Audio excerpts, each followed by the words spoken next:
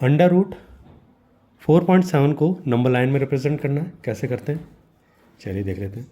सबसे पहले हम एक लाइन खींच लेते हैं, इसी में ही हमें रिप्रेजेंट करना पड़ेगा और एक पॉइंट मान लेते हैं ए। इसके बाद 4.7 का यहाँ पे एक पॉइंट लगा लेंगे, 4.7 डिस्टेंस का, और ये मान लेते हैं इस पॉइंट को बी, और एक 1 सेंटीमीटर का फिर से 1 सेंटीमीटर, ये 2, ये 1, ये है 1 सेंटीमीटर, तो ये आ गया। इस वाले पॉइंट को मान लिया सी।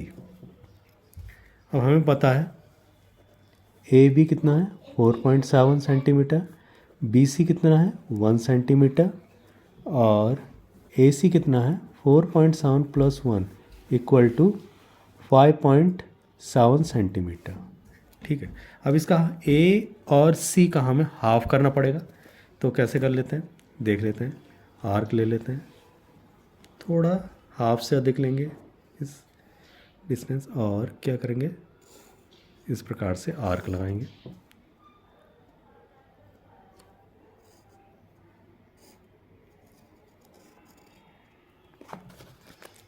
और जो जहाँ पे ये इसको अगर हमने जो ये पॉइंट होगा ये ए और सी का हाफ होगा, और मान लो इसको मान लेते हैं पी। हमें पता है ए सी कितना है 5.7। अब यहीं पे पी से ए तक की डिस्टेंस इसको इस प्रकार से हम कैलकुलेट करेंगे। कॉम्पास से ये डिस्टेंस लेंगे पी से ए तक, और इस प्रकार से हम एक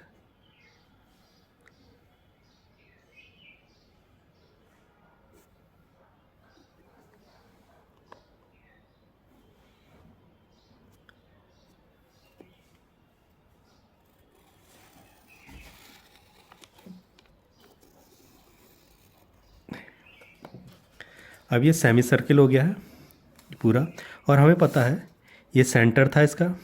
सेंटर से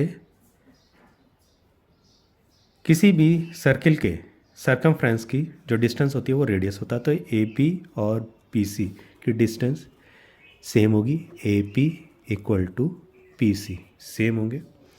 अब यहाँ पे ये जो पॉइंट है बी, इसको 0, ये 1, ये पॉइंट हमने पहले ले रखा था, ये 2 हो गया, ये 3, ये 4, ये सेंटीमीटर 1 सेंटीमीटर के हैं। अब बी से जो ये 0 है, बी से हम परपेंडिकुलर प्रोट्रैक्टर से बना लेते हैं परपेंडिकुलर लाइन। एक ये परपेंडिकुलर लाइन बनाई हमने, पॉइंट है, और हम इसको ज्वाइन करते हैं बी को, जहाँ पे ये कट करेगा ये वाला पॉइंट, ये डी, ये है आपका अंडर रूट 4.7, और इसको ये डिस्टेंस कॉम्पास से ले लेते हैं। ये जो है 4.7 अंडर रूट, और इस प्रकार से ये आ गया आपका नंबर लाइन में। अगर यहाँ पे देखें तो ये है आपका, अगर ये मैं n मानता हूँ, n equal to under root 4.7। इसको ज्वाइन कर अगर सिंप्लीफाई करें, ये तो कंस्ट्रक्शन से आ गया, अगर मैं सिंप्लीफाई करूँ ये वाली वैल्यू तो कैसे कैलकुलेट करेंगे। हमें पता है ए सी का हाफ क्या है पी सी और ए बी, तो यहाँ पे ए पी की वैल्यू निकाल लेते हैं। A P equal to A C upon 2, ये आ गया 5.7 अपॉन 2, और हमें पता है ये किसी भी सेंटर से किसी भी सर्किल के सरकमफ्रेंस में कोई भी पॉइंट वो रेडियस कहलाता है, तो ये भी रेडियस होगा पी से सी तक, ये भी इसके सरकमफ्रेंस के पॉइंट है, और ये भी सरकमफ्रेंस, और ये P D equal to 5.7 upon 2। हमें कैलकुलेट करनी है, सिंप्लीफाई करना है बी पी डी, तो कैसे कैलकुलेट, पहले निकाल लेते हैं पी बी को।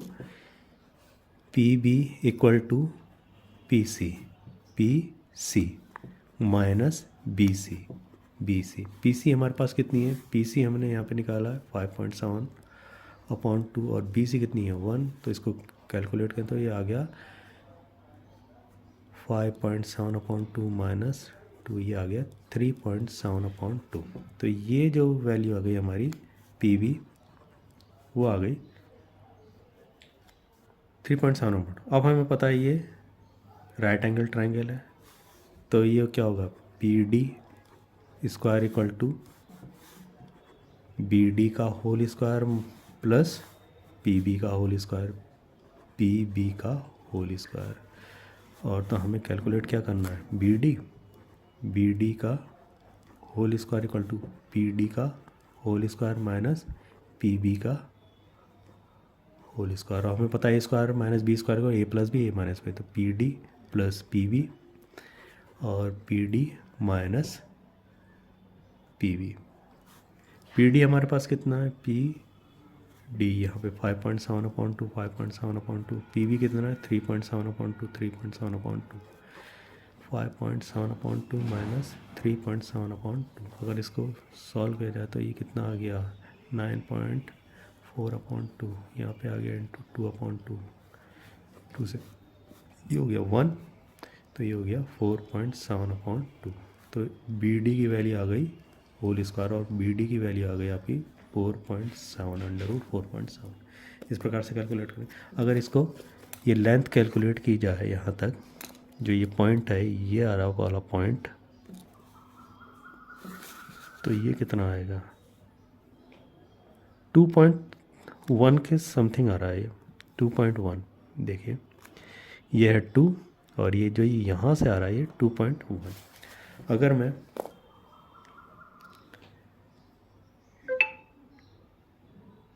कैलकुलेट करूँ इसी को तो देख लेते हैं कैसे निकलेगा। अंडर रूट 2 अंडर रूट 4.7, तो ये आ गया आपकी वैल्यू 2.167 के करीब आ रही है। तो ये सही है हमारा, देख लेंगे जो अभी निकाला था 2.1 समथिंग आ रही है। तो इस प्रकार से हम अंडर रूट 4.7 को नंबर लाइन में रिप्रेजेंट करते हैं।